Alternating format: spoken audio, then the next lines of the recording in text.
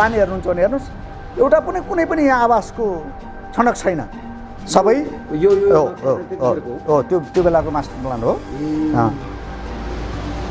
अझ यहाँ होइन यहाँ होइन कोही छैन यही हो यही ठुलो रुपियाँ हो भने सानो रुपियाँ हो यहाँ प्लान गरेको चाहिँ हाम्रो अग्रजले प्लान गरेको नि घटाउने अनि घरेरी वितरण आवास बनाउने आवासै बनाउनु छ भने नगर विकासमा अरू जग्गा छ नि सुकुम्बासीहरू बस पार्क बनाउन चाहन्छन् उचित व्यवस्थापन हामीलाई जो भूमिहीन दलित छ भूमिहीन सुकुम्बासी छ यहाँ भएका अव्यवस्थित बसोबासीहरूलाई पनि अन्यत्र भूमिहीन दलित भूमिहीन सुकुम्बासीहरूलाई जुन ठाउँमा चाहिँ व्यवस्थापन हुन्छ हामीलाई पनि त्यही ठाउँमा व्यवस्थापन गर्छ सरकारले भने हामी बस पार्क बनाउनको निमित्त हामी यो जग्गा हामी छोड्नको निमित्त तयार छौँ सरकार खुट्टा नकमाइकन बस पार्क बनाउँछु भन्ने हिसाबले आउनु पर्यो माग गरेको एउटा छ दुईटा दिएको छ अनि मैले जग्गाधनीहरूसँग कुराकानी गरेँ तपाईहरुलाई किन त एउटामा अन्डरस्ट्यान्डिङ गरेर पनि तपाईहरु चाहिँ दुईटा घरेरी लिइरहनु भएको छ भनेर भन्दा होइन अब हामीलाई दुईटा घरेरी लिनुहोस् तर केही घरेरीहरू हामीलाई दिनुहोस् भन्ने आयो उहाँहरूलाई चाहिँ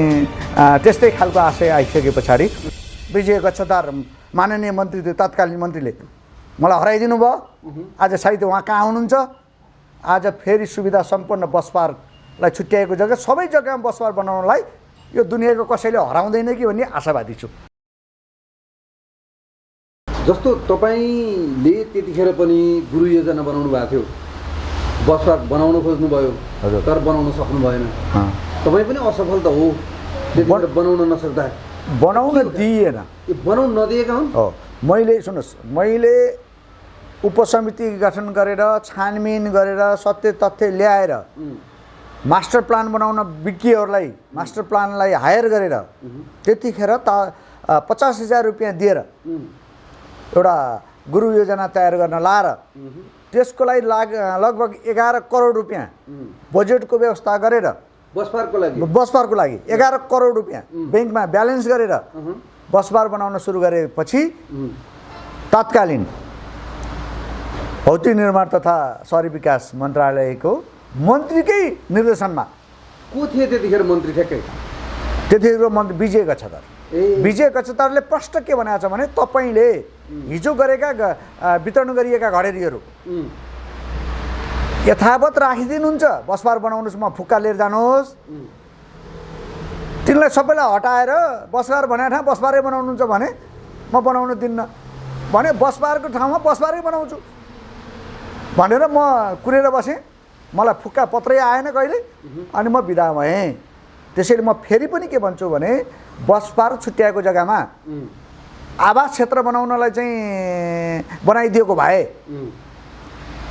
बस पार्क बनाउन सक्थे बस पार्कै भएन नि त्यो त त्यतिखेर त अहिले पनि म फेरि पनि आग्रह गर्न चाहन्छु तपाईलाई ठ्याक्कै कति रोपनी थियो त्यसरी गर्दाखेरि चाहिँ कति रोपनीमा बनाए सबै छुट्याउँदाखेरि चाहिँ 50 रोपनी हुन्थ्यो जम्मा 50 रोपनीमा यदि 50 रोपनी नभइकन 81 रोपनी प्रस्ताव गरिएको थियो 81 रोपनी पनि कस्तो प्रस्ताव गरेको थियो भन्नुहुन्छ भने वरिपरि सटर बिचा बस पार्क मानिलिउ तपाईँ पहिला कथा लाउर जानेहरूले सुन्ने गर्थ्यो सुनौलिया बस आउने बित्तिकै लाउरेलाई एउटा सटरकाले तानेर लान्थ्यो अर्कोले तानेर लान्थ्यो अर्कोले तानेर लान्थ्यो है मेरा खाना खा मेरा चाहिँ बस भनेर त्यस्तै बस पार्क बनाउने 21औं शताब्दीमा पर्यटकको राजधानीमा सुविधा सम्पन्न बनाउने हो भने वरिपरि सटर वितरण गरिएका सटरमा बाटो छोडेर भित्र मात्रै बनाउने हो भने त जम्मा 50 बन्छ त्यसो भएको हुनाले त्यस्तो 50 रोपनीमा बस पार्क बनाउन मैले चाहिन उही तपाईलाई एउटा याद होला पृथ्वी चोकबाट कोत्रेसम्म मापदण्ड क्लियर गर्ने क्रममा एकजना मित्रले मलाई भन्नुभएको थियो मापदण्ड घटाउ समितिको संयोजक हुनुहुन्थ्यो त्यहाँ पोखराको चर्चित हुनुहुन्थ्यो उहाँले भन्नुहुन्थ्यो बरु मापदण्डभित्र व्यापार गरिएका आम्दानी यसो मिलाम्ला तर यो मापदण्ड क्लियर नगर भन्नुभएको थियो आज क्लियर नगर्यो भने 8 लाइनको बाटो बन्थ्यो आज पोखराको सबैभन्दा ठुलो सान कोत्रेदेखि पृथ्वीसम्मको 8 लाइन बाटो जुन हाम्रो एयरपोर्टको प्रवेश मार्ग हो बन्दैछ कति सान छ यो त तपाईकै पालामा त्यतिखेर मैले मापदण्ड क्लियर नगरेको भए मापदण्ड घटाउ समिति सक्रिय थियो त्यस्तै अहिले बस पार्कमा आवास समिति आवास बनाउने सक्रिय थियो त्यसलाई पनि मैले चाहिँ रोकेर बनाउन प्रयत्न गर्यो। त्यतिखेर विजय गच्छदार मन्त्री भएर आइसकेपछि पहिला हिसिला एमी मन्त्री हुने बेला मलाई नियुक्ति गरियो र मैले सुविधा सम्पन्न बस पार्क बनाउने सबै खाली गरेर बनाउन आएँ। संयोगले प्रचण्डले चाहिँ प्रधानमन्त्रीबाट राजीनामा दिएपछि पुष्पकमल दाहालले चाहिँ राजीनामा दिइसके पछाडि विजय गच्छदार आयो। अनि मलाई टक्क रोका गरिदियो। नत्र मैले 2 महिना मात्रै अवधि पाएको भए सबै जग्गामा बस पार्क बनाउँथेँ। त्यो अहिले पनि तत्कालीन नगर विकास समितिको खाता गएर चाहिँ चेक गरे हुन्छ। करोडौँ रुपियाँ बस पार्कलाई छुट्याएर राखेको थियो कि थिएन हेरे हुन्छ। त्यसै गरी चाहिँ मैले बनाएको सुविधा सम्पन्न बस पार्कको मास्टर प्लान मसँग अहिले पनि छ। सायद नगर विकासमा नि हुनुपर्छ, महानगरमा पनि हुनुपर्छ। भनेपछि त्यो अनुसार बनाउँथेँ मैले। भनेपछि यो 62-63 पछाडि प्रचण्ड प्रधानमन्त्री भइसकेपछि तत्कालीन माओवादी त्यतिखेर आइसकेपछि यो देशमा परिवर्तन गर्नका लागि धेरै खाकाहरू कोरिएका थिए। त्यही बेलामा 3टा कुरा गरेर मैले राख्न चाहन्छु। पहिलो काम मैले त्यो बेलासम्म कसैले ताललाई राष्ट्रिय सम्पदै भन्दैन्थे। फेवाताल लगायतका पोखरा उपत्यकाका 9वटा ताल हो। त्यो 9वटै तालमा मैले केन्द्रीय नापी टोली ल्याएर ग्राउन्ड सर्वे गरेँ र धन्ने 7,000 रोपनी जग्गा अतिक्रमण भएको भनेर प्रतिवेदनमा सार्वजनिक गरिदिएँ। आज त्यो 7,000 रोपनी जग्गा जोगिया छ। कसको कारणले? त्यो बेलाको सरकारको कारणले। एउटा होइन, मैले चाहिँ सीमाङ्कन गरेर भएको नाताले चाहिँ त्यतिखेरको चाहिँ नेतृत्व मैले नगर विकासको नेतृत्व गरेर नाताले चाहिँ मैले त्यति अवसर पाएँ त्यति काम गर्ने। एउटा। दोस्रो, पृथ्वीबाट कोत्रेसम्म राजमार्ग मापदण्ड घटाउने भनेर होइन एउटा कमिटी बनेर त्यो घटाउन लागिरहेको थिएँ, डेलिगेसन गइरहेको थिएँ। त्यो बेलामा मैले तुरन्त चाहिँ डोजरले, अहिले काठमाडौँको चाहिँ डोजर भनिन्छ नि, त्यो बेला पोखराबाट सुरुवात गरेको थिएँ मैले। र आज राजमार्ग सल्ल एकजनाले मलाई अपमान गर्दै तँलाई मैले देखाइदिन्छु भनेर भन्दा मैले भनेको थिएँ, मित्र मसँग त त्यतिखेर साइकल पनि थिएन, मसँग त साइकल छैन, ठुलो राजमार्ग किन चाहियो? त्यहाँ एयरपोर्ट बन्दैछ, तपाईँहरूको कार बिचमा रोकिन्छ कि पृथ्वी चोक आएपछि रोकिन्छ कि? उहाँ महेन्द्रबाट निक्लिँदै हुनुहुन्थ्यो, त्यो कार रोकिन्छ कि? अनि एयरपोर्टमा अहिले सानो एयरपोर्टमा त ठुलाबडालाई भनेर कुरेर पनि बस्छ विमान। अन्तर्राष्ट्रिय नियमअनुसार त राष्ट्रपतिले पनि कुर्दैन नि अन्तर्राष्ट्रिय विमानको नियमअनुसार त। तपाईँको पृथ्वी चोक या अमरसिंह आएपछि तपाईँको गाडी चाहिँ रोकिन्छ र जाममा परेर प्लेन छुट्छ कि भनेर मैले बनाइदिए हो। तपाईँले त मलाई धन्यवाद दिनुपर्ने था। मापदण्ड घटाएर बाटो सानो बनाएर पछि ट्राफिक जाममा फहानी गरेर चाहिँ बनाउनुहुन्छ तपाईँ भनेपछि नाजवाफ भएको थियो। र उनले भनेको थिए यस्तै कुरा गरिस् त तैँले मलाई हराइस् र मेरो पेट्रोल पम्प लगायतका संरचनाहरू हटाइस् भनेपछि होइन, मैले हटाएको होइन, तपाईँलाई समयले हराइदियो भनेको थिएँ। अब फेरि बस पार्कमा जोड्न चाहन्छु कि अहिले फेरि समयले, त्यतिखेर त मलाई विजय गच्छदार माननीय मन्त्री थियो, तत्कालीन मन्त्रीले मलाई हराइदिनु भयो। आज सायद उहाँ कहाँ हुनुहुन्छ? आज फेरि सुविधा सम्पन्न बस पार्कलाई छुट्याएको जग्गा सबै जग्गामा बस पार्क बनाउनलाई यो दुनियाँको कसैले हराउँदैन कि भन्ने आशावादी छु र जित्नुहुन्छ। हामी सुविधा सम्पन्न बस पार्क बन्छ, बनाउनुपर्छ। यो मेयरले त्यहाँ डोजर चलाउन सक्ला नि त? चलाउनु पर्छ, नभए उहाँले पनि बस पार्क बनाउन सक्नुहुन्न। उहाँले केवल त्यही 205 रोपनी जग्गा मध्येमा 187 बाँकी छ। 4 किल्ला भित्र राजपत्रमा प्रकाशित भएको त्यो पृथ्वी राजभवनको मापदण्ड कटाउँदाखेरि त्यसमा बस पार्क नबनाई हुकुमवासीलाई सहुलियत घडेरी भनेर चाहिँ वितरण गरिएकाले यथावत राखेर केवल भूमिहीनलाई मात्रै हटाएर, सुकुम्बासीलाई मात्रै हटाएर बस बनाउने दुस्साहस कसैले गर्छ भने त्यो सफल हुँदैन। र पोखरेलीहरूले प्राकृतिक न्यायको सिद्धान्तले के भन्छ भन्नुहुन्छ भने जस्तो उदाहरण मानौँ 50 वर्षदेखि उनीहरू त्यहाँ एकजना एयरपोर्टबाट आएको व्यापारले व्यापार गरेर बसिरहेछ त्यस्तै गरी सुकुम्बासी पनि त्यहाँ बसिरहेको छ है तिनले त्यहाँ 1,80,000 घडेरी नपाउने तर उनीहरूले अब अर्को कुनै पदाधिकारी नै भएको नाताले त्यहाँ सहुलियत घडेरी पाए 1,80,000 पायो भने प्राकृतिक न्यायको सिद्धान्तले सही भन्छ भन्दैन कि त सुकुम्बासीलाई दिनु पर्यो कि त त्यो व्यापारीलाई दिनु पर्यो त्यसपछि बल्ल अन्यत्रले पाउनु पर्ने अन्यत्रले आएर सुकुम्बासीको छाप्रा भत्काएर त्यहाँ हुकुमबासीलाई 1,80,000 का घडेरी वितरण गरियो भने या घर बनाउनु दियो भने के हुन्छ छानबिन गरौँ भने हो मैले व्यक्ति विशेषको कसैको कुरा गरिरहेको छैन फेरि कुनै पनि 4 थरी समस्या छ 4 थरी समस्यालाई सही रूपमा समाधान गरौँ कसैलाई पनि बस पार्क छुट्याएको जग्गामा घडेरी वितरण गर्न पाइँदैन जस्तो उदाहरण मानौँ हिजो एयरपोर्ट भित्र पनि त कसैका चाहिँ नम्बरी जग्गा नै हुन् थिए सबै थिए नि कति मिठो जेठो फुटो फल्थ्यो कुनहरूको फाँटमा तिनलाई सहुलियत घडेरी चाहिँ नचाहिने घडेरी वितरण त्यो भए एयरपोर्टको वरिपरि घडेरी वितरण गरेर के हुन्थ्यो अन्तर्राष्ट्रिय विमानस्थल बन्थ्यो त्यस्तै औद्योगिक क्षेत्रका पनि कसैका बारी हुन् कसैका घर हुन् कसैका बस्तीहरू हटेका हुन् त्यहाँ तिनलाई नचाहिने केवल बस पार्कमा मात्रै सहुलियत घडेरी भन्दै अनियमितता गर्ने पाइन्छ त्यसैले भौतिक विकासको योजना म फेरि पनि सम्झन चाहन्छु प्लानर पदमबहादुर छेत्रीलाई उहाँले जुन खालको प्लानिङ पोखराको गर्नुभयो नि आज त्यो प्लानिङलाई कार्यान्वयन गर्ने हो भने त्यो त्यहाँ 205 रोपन जग्गा बस पार्क बनाउने भने छुट्याइएको जग्गा म अहिले थोरै भयो अलि बडा मान्नु पर्यो के त्यसलाई घटाम भन्ने होइन आज हेर्नुहोस् त हिजो हुनसक्छ 20 वर्ष सम्म न्यु रोड यति चाक्लो किन चाहियो भन्ने थियो नि मान्छेले आज यही साँगरो भएको छ आज यो न्यु रोड चाहिँ ब्याङ्क रोड भएको छ होइन आज पोखराको सान भन्दाखेरि न्यु रोड होइन त भने भोलि बस पार्क पनि सान हुनु पर्यो क्या अबको 50 वर्षको लागि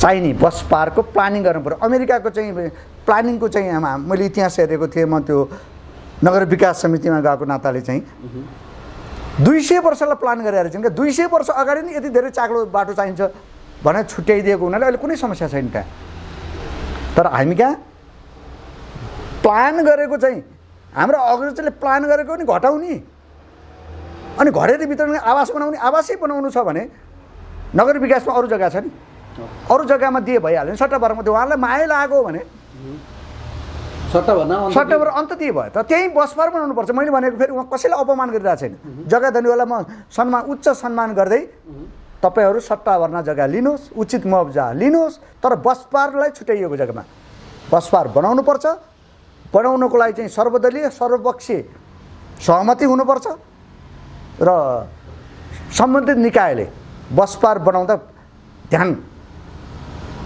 बढीभन्दा बढी जग्गामा बढीभन्दा बढी आधुनिक सुविधा सम्पन्न बनाउनुपर्छ बरु त्यहाँ आवास क्षेत्र बनाउनु सट्टा त एउटा बस पार्कभित्र सानो एउटा स्वास्थ्य क्लिनिक जस्तो कसैलाई चाहिँ होइन समस्या भयो तुरन्त प्राथमिक उपचार गरेर हस्पिटलसम्म जाने वातावरणको एउटा युनिट राखौँ त्यहाँ त्यस्तै अब अहिले ठुलो दुर्घटनाहरू हुने गरेको छ चालकहरूलाई एकछिन रेस्ट गरी चालकहरूले रेस्ट गर्ने ठाउँ यातायात व्यवसायीहरूको एउटा चाहिँ सानो युनिट बनाइदिउँ होइन मजदुरहरूको पनि एउटा सानो युनिट बनाइदिउँ त्यहाँ चाहिँ रेस्ट गरोस् तल बस गाडी होस् माथि एउटा चाहिँ होइन मा चाहिँ अलि रेस्ट गर्ने ठाउँ बनाइदिउँ त्यसले गर्दा सुरक्षित हुन्छ त्यसै गरी वेट गर्ने पेसेन्जरहरूलाई राम्रो टर्मिनल भवन बनाऊ अनि त्यो टर्मिनल भवनमा राखिदिउँ कि कोत्रेबाट गाडी छिरेपछि कोत्रेबाटै देखिँदै आओस् क्या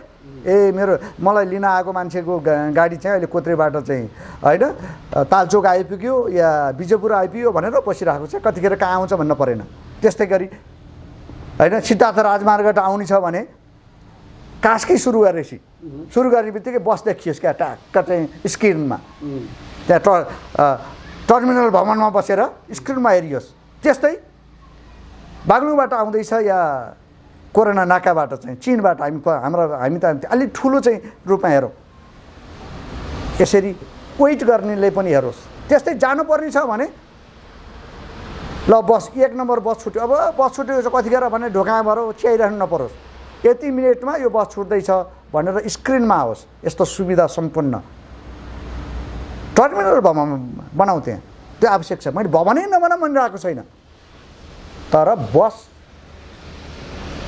र यातायातको सम्बन्धित बाहेक म फेरि पनि निवेदन गर्न चाहन्छु, कुनै व्यापारीहरूको प्रयोजनको लागि त्यो नबनाऊ। एकछिन मानौ कसैको होटलमा कुनै अनियमितता भयो, सिङ्गो पोखराको इज्जत जान्छ नि। किन व्यापार गर्नु पऱ्यो? बस पार्कमा लेक साइड छन् होटल छन्, अरू क्षेत्र छ। नगर विकासकै कुरा गर्ने चाहन्छु, 1000 रोपनी जग्गा छ, धेरै भाडामा दिएर राखिएको छ, त्यहीँ सट्टा गर्न दिउँ। तर जग्गा नै चाहिने हो जग्गादारलाई भने। यो जग्गा पनि त 1.5 लाख 2 लाखमा किनेका जग्गाहरूलाई अहिले मुआवजा कति दिनुपर्ने? जति पैसा उहाँले तिर्नु भएको छ त्यसको ब्याजसहित राज्यको 1.5 लाख तिरेको छ भने त्यसको ब्याजसहित आधासम्मको ब्याज धन्यवादसहित उहाँहरूले त फेरि अहिलेसम्म के भन्ने त त्यसलाई उहाँहरूले संरक्षण गरिदिनु भयो भन्ने? संरक्षण भन्दा पनि व्यापार गरेर खानुभयो, नभए नि सटर गरेर खानुभयो, केही गर्नु भएको छ होइन र? जस्तो उदाहरण मानौँ न, एयरपोर्टबाट आएका व्यापारी साथीहरूले 10 वर्षसम्म भाडा नतिर्ने, त्यसपछि तिर्ने भनेको 50 वर्षसम्म भाडा नतिरी बस्नुभयो। अब फेरि त्यहीँ घरेर लिएर फेरि दोकानै होटलै त्यहीँ किन गर्नुपर्छ?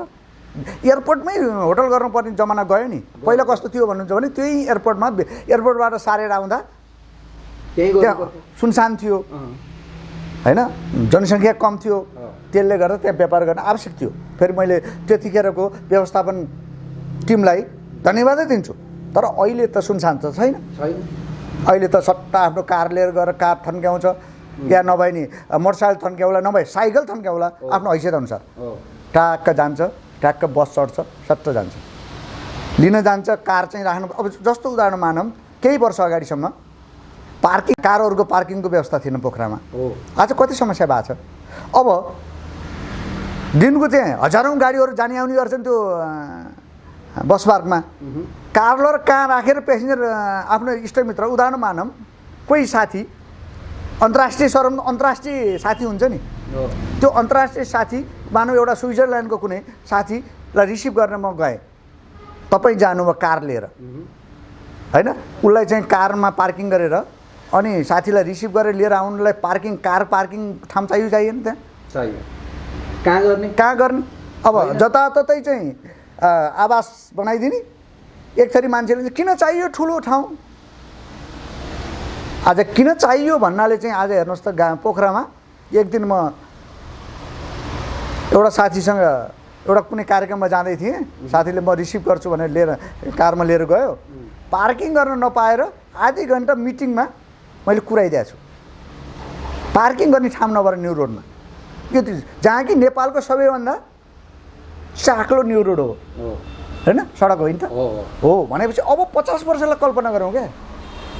हाम्रो प्लानर पदमबहादुर छेत्रीले हेर्नुहोस् त कस्तो राम्रो चाहिँ भिजन बनाउनु भएको रहेछ। यहाँ एयरपोर्ट, यहाँ बस पार्क, यहाँ औद्योगिक क्षेत्र, यहाँ चाहिँ न्यू रोड, यसरी सबै प्लानिङ गर्नुभएको थियो नि। फेवातालको कुरा गर्दा फेवाताल संरक्षण निर्देशिका तयार गरेर फेवाताल संरक्षणको लागि त्यही बेला हरियाली क्षेत्र भनेर चाहिँ कायम गर्नुभएको थियो। त्यो गुरु योजनाको बारेमा छलफल गरौँ न। बरु त्यो गुरु योजना हेर्नुहोस्, प्लानर पदमबहादुर छेत्रीले तत्कालीन अञ्चलाधीश शङ्करराज पाठकले बनाएको प्लान जम्मा 30 देखि 35% मात्र कार्यान्वयन भएको रहेछ पोखरामा। यदि त्यो 100% नभए नि 75% या 80% कार्यान्वयन भएको भए आज पोखरा हेर्नुहोस्, कोही मान्छे 2 दिन आएर बस्छु भने 5 दिन बस्थ्यो के। त्यति राम्रो प्लानिङ छ। बरु त्यो प्लानिङको बारेमा छलफल गरौँ न। के थियो उहाँको सपना, कि त्यो कसरी पुरा गर्ने? जस्तो उदाहरण मानौँ, यो सभागृह चोक छैन, न्यू रोड त्यहाँबाट सुरु भयो नि अहिले, र कहाँसम्म आयो? गैरापाट के अरे उसम्म मात्रै आयो चिप्लेढुङ्गा चिप्लेढुङ्गा तर माथि प्लानले दोस्रो चरणमा कहाँ पुर्याउनु रहेछ भने पिएन क्याम्पस गेटसम्म गैरापाटन हुँदै तेर्सापट्टि हुँदै न्यु रोड चाहिँ जोड्ने प्लान छ त्यो यो सिधै थियो यो सिधै थियो त्यस्तै तल डिएम साइडसम्म थियो यो न्यु रोड उता त्यति तलसम्म माथिसम्म भए कस्तो पोखरा हुन्थ्यो होला एउटा कल्पना गर्नुहोस् त त्यसैले यस्ता धेरै यति धेरै राम्रा प्लानिङहरू छन् पोखराका ती प्लानिङहरूलाई कानुन गर्न हामी लाग्यौँ हामी गौरव गरौँ अहिले अब हामी यो बस पार्कतिर जाउँ हजुर तपाईँको पालामा यो बस पार्क कस्तो बनाउने गुरु योजना तपाईँले कस्तो बनाउने भएर बनाउनु भएको थियो तपाईँसित नक्सा पनि होला त्यतिखेरको होइन छ होइन मैले होइन मेरो त मास्टर प्लानै छ ए त्यो मास्टर प्लान पनि विज्ञले बनाएको मास्टर प्लान छ हामीले एउटा उपसमिति बनाएर छानबिन गऱ्यौँ पहिला त्यसपछि एउटा विज्ञलाई आर्किटेक्चर प्लानरलाई सहितको इन्जिनियरहरूको टिमलाई प्लानिङ गर्न दियौँ र त्यो प्लानिङ लिएर आएर हामीलाई पेस गरेपछि बोर्डबाट तात्कालिक नगर विकासको बोर्ड बैठकबाट हामीले निर्णय गऱ्यौँ सर्वसम्मत निर्णय गऱ्यौँ र त्यो प्लान कानुन गर्ने चरणमा पुगेपछि मलाई रोका पत्र आएको छ